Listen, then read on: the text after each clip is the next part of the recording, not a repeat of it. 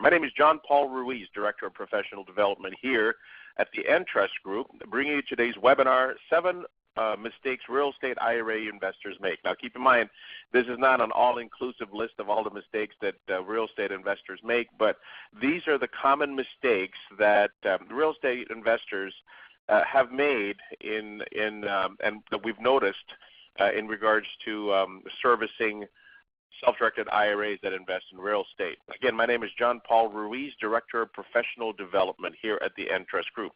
Now, before we get started, we just want to put in this disclaimer that as a self-directed IRA provider, we do not offer investments. What we do offer, however, is a platform for you, the investor, to choose the investment of your liking under a retirement plan. Now, keep in mind, and the Entrust Group does not offer investments. Therefore, it has to be you, the real estate investor, to determine what investment you'd like to invest in using your IRA assets. Therefore, the Entrust Group, and this disclaimer, does not provide investment advice nor endorse any products because it is the IRA holder who chooses the investment of their liking to invest in using their retirement plan assets. All we do is provide the custody services that you have the shell so that you can have the shell to maintain the tax-deferred status of your retirement plan and invest it in whatever you would wish to, as long as it's allowable under law. Now, keep in mind, this seminar is not to tell you how to do this, but it's just to inform you of the common mistakes individuals have, that we have encountered in our practice as a self-directed IRA provider. All the information and materials are purely for educational purposes only, and all parties are encouraged, of course, to consult with their attorneys, accountants, and financial advisors before entering into any type of investment. Now that we got that out of the way, again, as I mentioned earlier, this course is not an all-inclusive course that talks about all the mistakes that real estate investors have made using their self-directed IRA in investing in real estate. But we're going to be focusing on the more common ones that we have noticed, since this is not a normal type of investment individuals typically invest in using their retirement plan assets.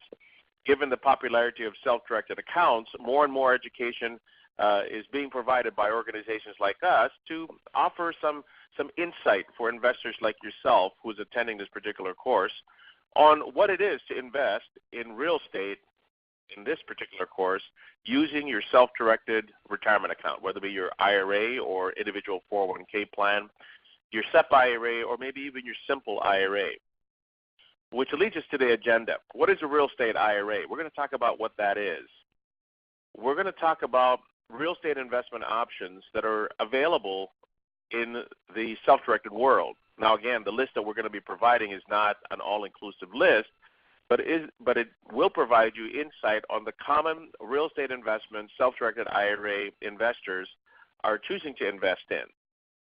We'll take a look at the 4 mistakes investors make when choosing investment properties. In other words, in the process of doing their due diligence, we're going to talk about some of those issues that investors have, that we've seen investors face in choosing an investment under their retirement plan. We're also going to talk about the 3 mistakes investors make when purchasing investment properties when it comes to using their self-directed IRA. And we'll take a look at a little bit in regards to what we call prohibited transactions. There are common questions that investors make to self-directed providers since, again, we sometimes are looked at as some of the resource to answer some of the general questions, not specific questions to their own transaction. That is left for the attorneys and CPAs as well as investment advisors. But the general questions such as, can I live in the property while it's sitting under a self-directed account? Or can I sell the property to my daughter or son? Those are common questions that we're receiving. Or can I buy the property inside my IRA so that I can replace it with cash and use the property? Those are types of transactions called prohibited transactions. So we'll take a look at that particular transaction as we go through the webinar. We'll also take a look at the 3 common reasons we're told on why individuals invest in real estate using the IRA. And last but not least, we will open up the phone lines to answer any questions you may have in regards to the material presented. Now, again, this material is purely for educational purposes and will last approximately 30 to 40 minutes long. And then we're going to open up the phone lines, if we still have time, before noon to be able to answer all the questions that you may have in regards to the material presented. So if, as we go through the webinar, you have a question, please jot those down or type them in. And what we'll do is we'll scroll through all the questions that you have that may be raised in regards to this particular course, and we'll try to give it a shot as far as answering all those questions that you have today. Now, keep in mind, this is a recorded webinar. For those of you who are attending this webinar, we will be providing a recorded copy of the audio of this particular webinar. So you don't have to absorb everything throughout the live webinar, but you will be receiving a copy or a recorded copy of this webinar. Now, a little bit about the Entrust Group. The Entrust Group has been servicing self-directed retirement accounts for over 35 years. Keep in mind, IRAs have been around since 1975. With the passage of ERISA, first IRA could be established in 1975. So it's been around for a long time, and there are only a few things that you cannot hold under an IRA as far as investments are concerned, and those are your collectibles, life insurance contracts, and of course an S corp, given the fact that an IRA is a trust, and an IRA trust cannot be a shareholder of an S corp. With that said, there's a broad array of investments that you can have under an IRA, of course, barring any sort of prohibited transaction that could occur in regards to the transaction. You can have a broad array of investments. We're just focusing on real estate today. We are a leader in the industry, not just because of that we've been doing this for a long time, but we also focus on education, educating the investor, educating advisors, educating practitioners such as your CPAs and attorneys in regards to some of the general information in regards to having a self-directed account. We process around 12,000 to 16,000 client transactions every month, and that just gives you a little bit of the volume of information that funnels through our practice as a record keeper of self-directed accounts. But we do administer over $30 billion in investor assets. Our staff is very knowledgeable. Most of our staff actually holds what we call the CISP designation, the Certified IRA Services Professional designation. That is a designation through the Institute of Certified Bankers, which is an arm of the American Banking Association. We do provide national continuing education programs for practitioners again. Some of our courses that we provide are eligible for continuing education credits for most designations out there, including the CFP board. We are an approved provider for the Internal Revenue Service for the enrolled agents, as well as, again, some of the designations provided by the Institute of Certified Bankers through the American Banking Association, such as the Certified Trust Financial Advisor, the CISP, as well as the CRSP. We provide these particular educational meetings on a national basis, some of which are provided locally or in person in events, as well as one of the things that you're attending right now, which is a webinar. We also have a school that I have founded and written, which is approved by the American Banking Association, called the IRA Academy, which not only trains our staff, but also trains the other organizations that are within our industry as well. So not only do we educate our staff again, we also help educate the industry when it comes to information dealing with IRAs. The IRA Academy is a preparatory course for individuals that would like to take or sit for the exam called the Certified IRA Services Professional. Now let's get into the material. What is a real estate IRA? Well, all IRAs are the same. It just so happens that depending upon what the investor chooses to invest in, there are marketing terms out there that sometimes are created to label the type of investment the IRA is invested in. So in other words, all a real estate IRA is that it's an IRA that it's invested in real estate. Now keep in mind that it goes deeper than that. Not all custodians choose to hold real estate as part of their type of IRAs that they service. Why is that? Because they don't have the infrastructure to service it. It just so happens that self-directed IRA providers focus on servicing such types of IRAs that can hold real estate, and Entrust is one of those providers. In other words, if an IRA holder has assets that they could use to invest in real estate, well, they must choose first a custodian that can hold it as well as service it, because not all custodians, again, are the same. Not all of them are willing to hold real estate as an investment under the IRA. Now, what type of IRAs can hold real estate? Now, keep in mind, not just IRAs, but also there are other accounts that I'll mention in a second that are not considered IRAs, but they can also hold real estate. But here are the more common types of IRAs that hold real estate. Your traditional IRA, your Roth IRA. Now, businesses who actually contribute to an employer-sponsored plan that are IRA-based, such as your SEP IRAs, as well as your simple IRA plans. Now, other plans called individual 401k plans, as an example, can also hold real estate, but the focus of this particular course is on real estate IRAs. Therefore, this is the common list of IRAs that can hold real estate. Other types of tax-deferred accounts that have the same characteristics of an IRA include your HSAs. Those can also actually hold real estate as well as education savings accounts, also known as Coverdell Education Savings Accounts. But again, the focus of this webinar is for IRAs, so therefore the list that we have in front of you are the IRA types of individual retirement accounts that can hold real estate. Now, here are the common investment options individuals choose to invest in when it comes to using their IRA assets to invest in real estate.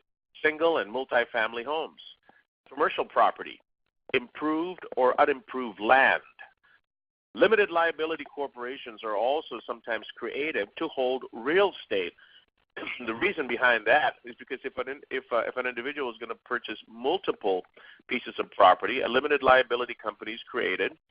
The limited liability is funded using IRA assets, and then the limited liability company is the entity that is used to purchase the real estate investment holdings. So therefore, number one, we've been told that there are liability benefits by setting up a limited liability corporation, or in other words, a company, limited liability company, when it comes to investing in real estate. Also, for record-keeping fees, it does save the IRA holder, because instead of having multiple investments under their IRA, they just have one. Now, keep in mind, we're not going to go into the intricacies of the logistics of what does the limited liability company have to file, or what's the cost of that, because that goes beyond the scope of this particular seminar. There are also offshore real estate that individuals choose to invest in, as long as the entity that is working with a custodian will be able to provide pertinent piece of information in order for the custodian to do their duty, such as the fair market value. If there's rental income, the rental income has to come back to the IRA. Some of those logistics have to be worked out. Apartment buildings, co-ops, and condominiums, notes, almost anything real estate in nature could be held under an IRA, such as REITs. As long as, again, there is no conflict of interest between the IRA holder and the investment that they're choosing to invest in real estate assets to.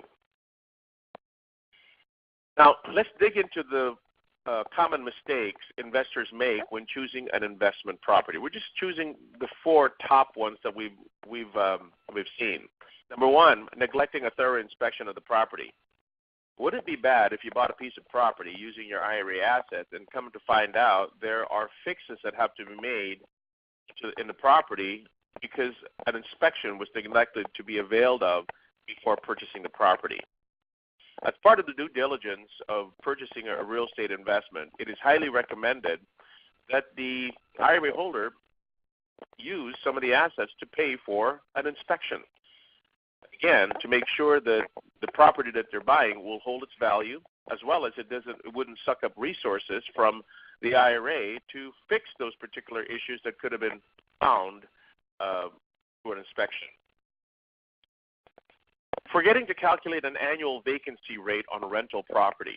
In other words, depending upon the area that an individual is choosing to purchase real estate using their IRA, most of the time the intention is not only to purchase the property for the increase in value of the property, but it's also to create or generate income for that particular property.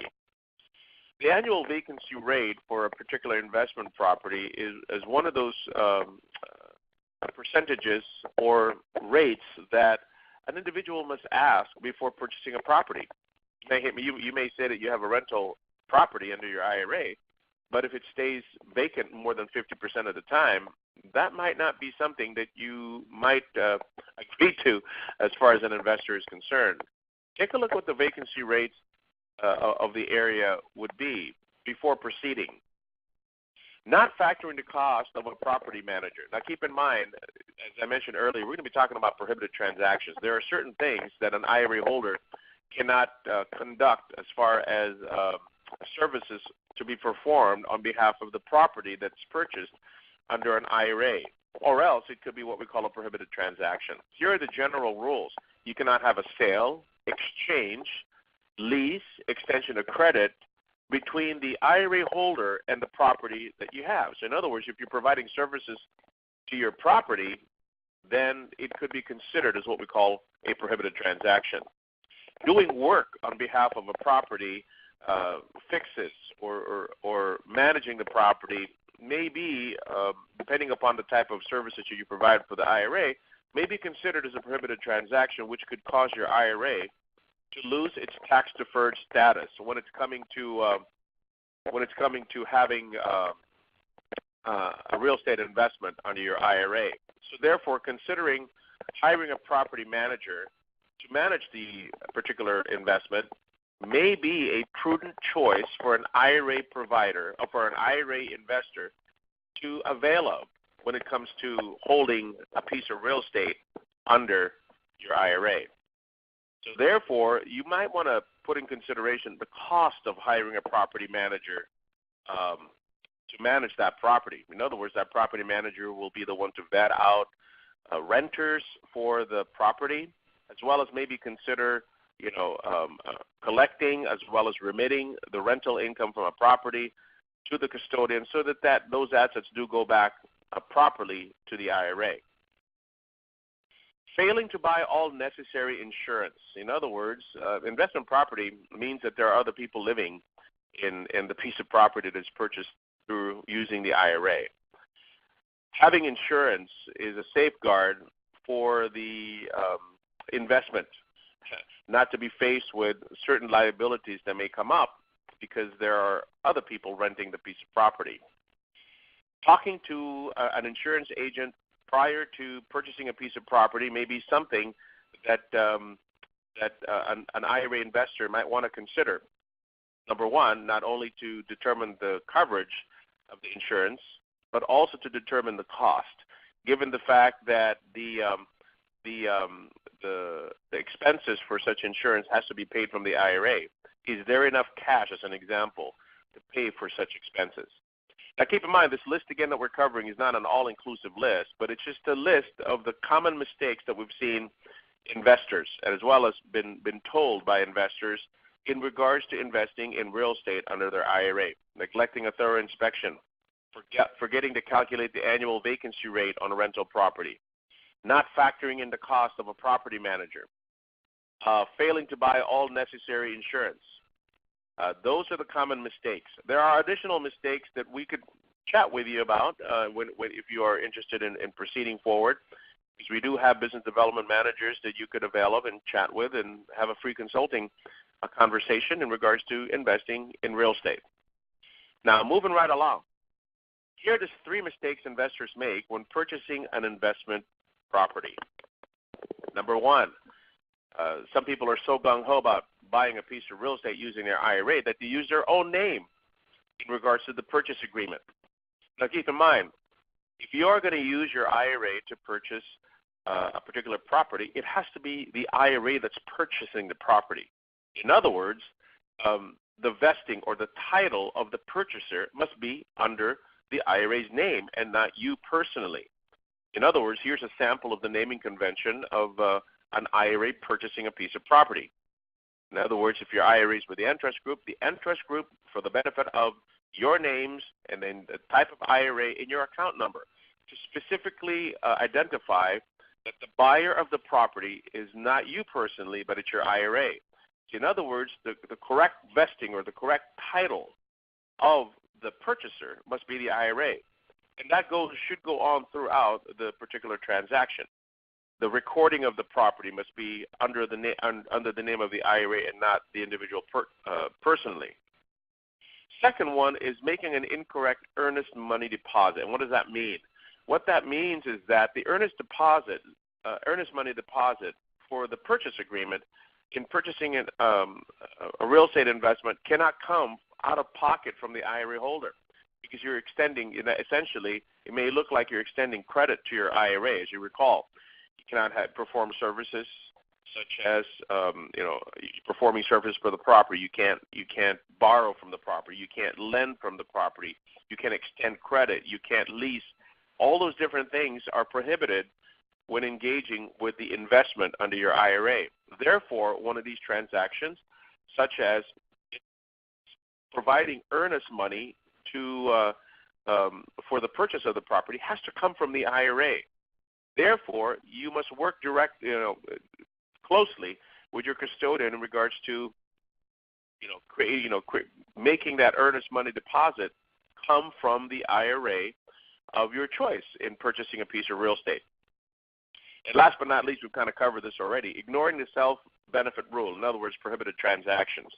Certain individuals may be, stuck in a rock and a hard place and say, I don't have any cash in my IRA. I'll just go ahead and fix this piece or this part of my rental property that I own. Well, that's a prohibited transaction because you cannot perform services for the piece of property.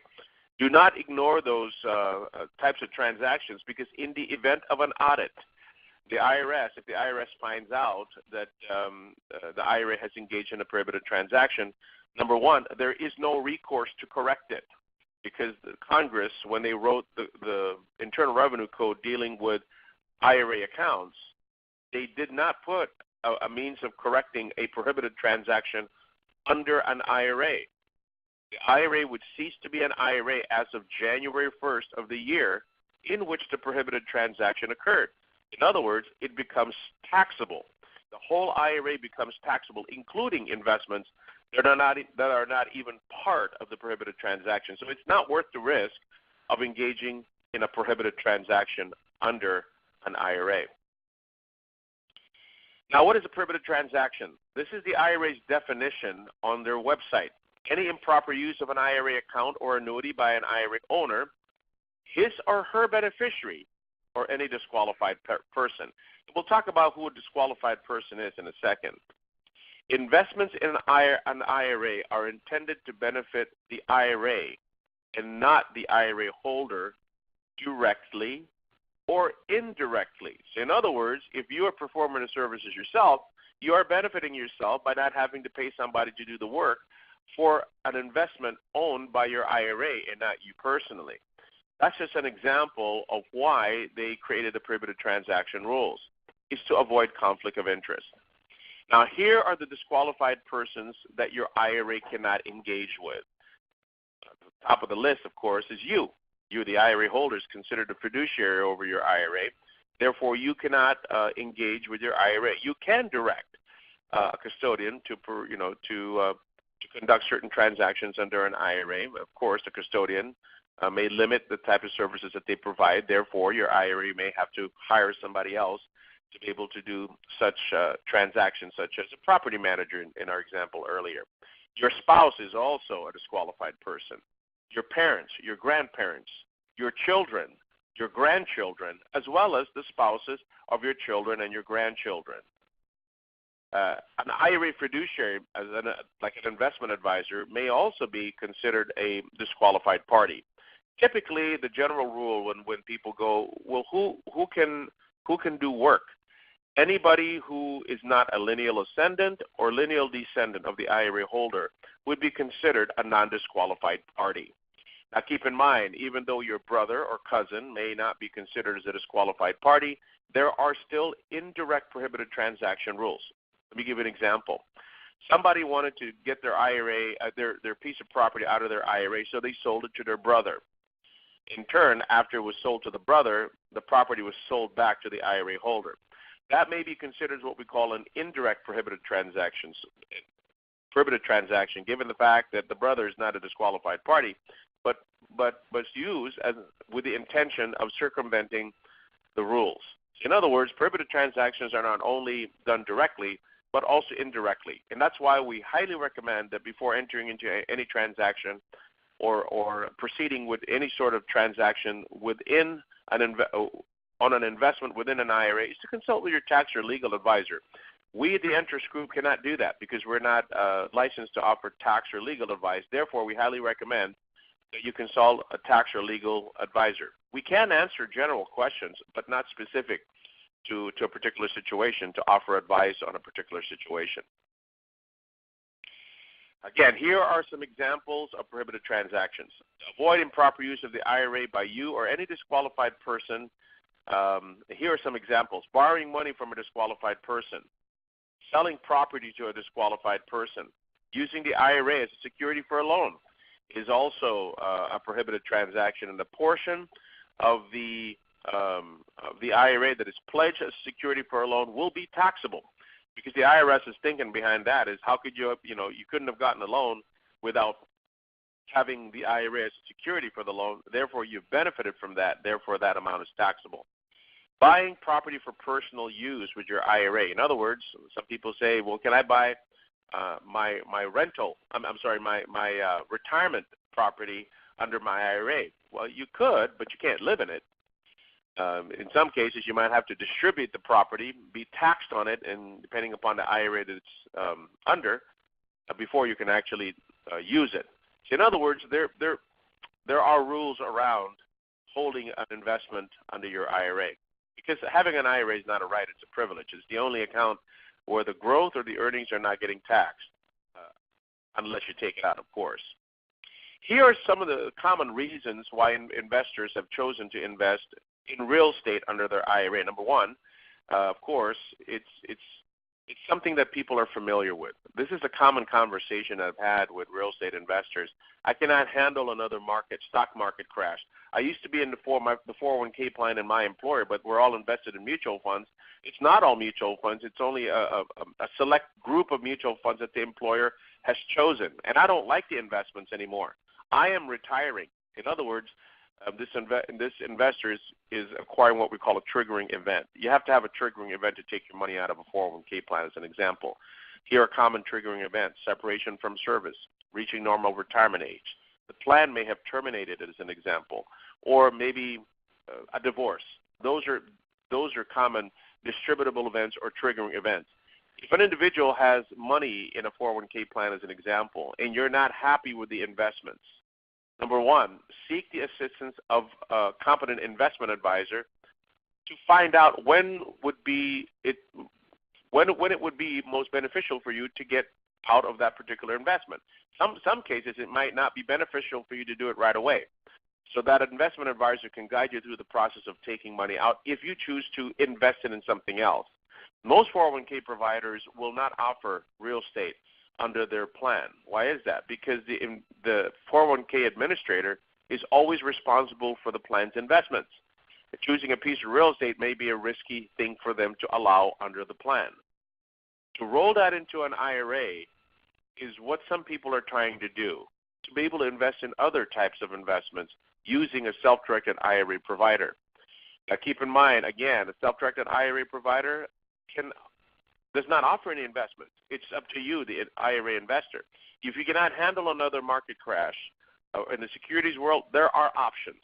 Now, again, this seminar is not to advise you to put all your money in real estate, but it's just offering you an additional option to diversify your portfolio under your retirement plan assets. Number one, people choose real estate because they can leverage their familiarity with real estate by investing in real property. Some investors that we have that are choosing to use their retirement plan assets to invest in real estate are actually in the real estate field, such as agents or brokers that want to use their retirement plan assets to invest in real estate. Some investors who may not have the experience or privy to information may work with a real estate broker, a professional, to find them real property that they could use as an investment under their IRA.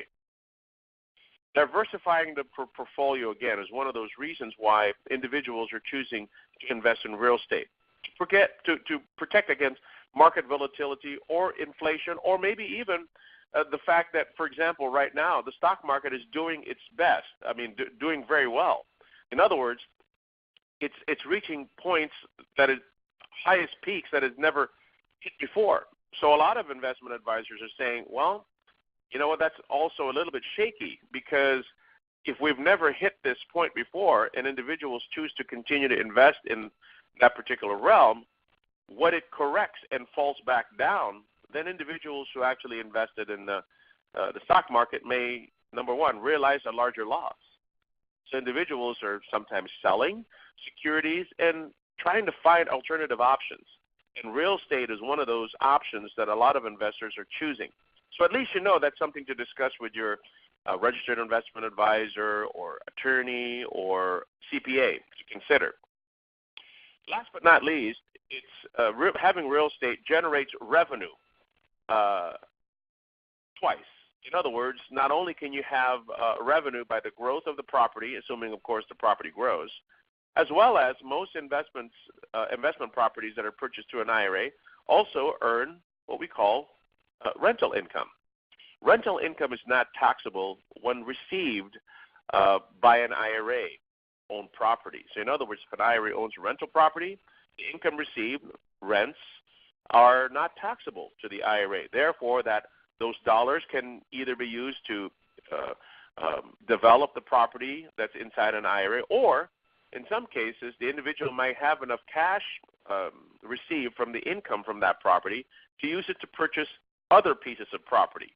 In other words, having a piece of real estate under an IRA has two benefits. Number one, the potential growth of the investment, as well as income from investment property, called rent.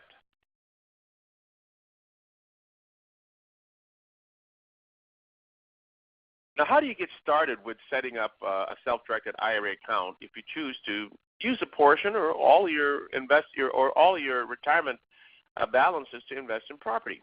It's fairly easy. Again, speak with your tax or legal advisor before proceeding.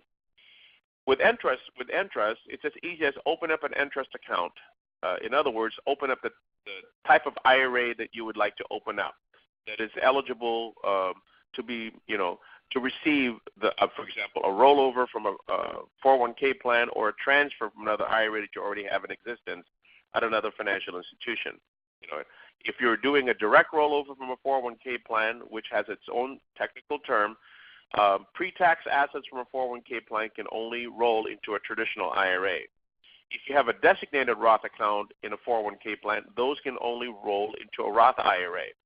So in other words, with those two different types of characteristics, you may have to have two different IRAs. Open up an Entrust account, fund your account with assets, either, again, from a direct rollover from a 401k plan or a transfer from another IRA. In other words, the transfer has to be between like plans. If you have a traditional IRA at a brokerage firm, as an example, it has to be a traditional IRA group.